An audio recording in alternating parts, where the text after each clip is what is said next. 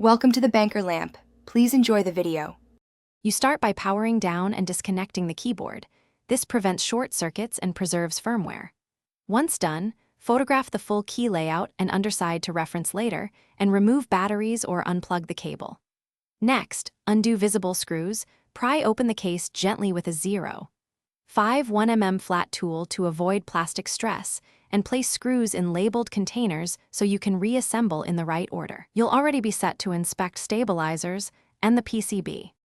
You'll now diagnose the problem by inspecting the PCB, connector pins, and solder joints. Burned or lifted traces explain intermittent keys. Use a multimeter to check switch continuity and test suspect switches on a switch tester before replacement. Once identified, desolder faulty switches or reflow cold joints with a temperature-controlled soldering iron.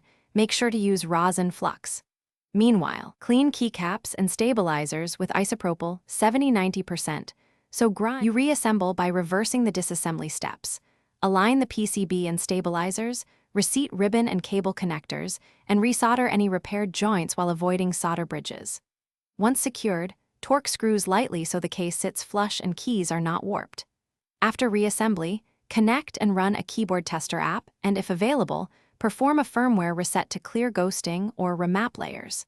If keys still misbehave. One troubleshooting tip: recheck ground and VCC continuity. A missing ground often causes unpredictable key behavior.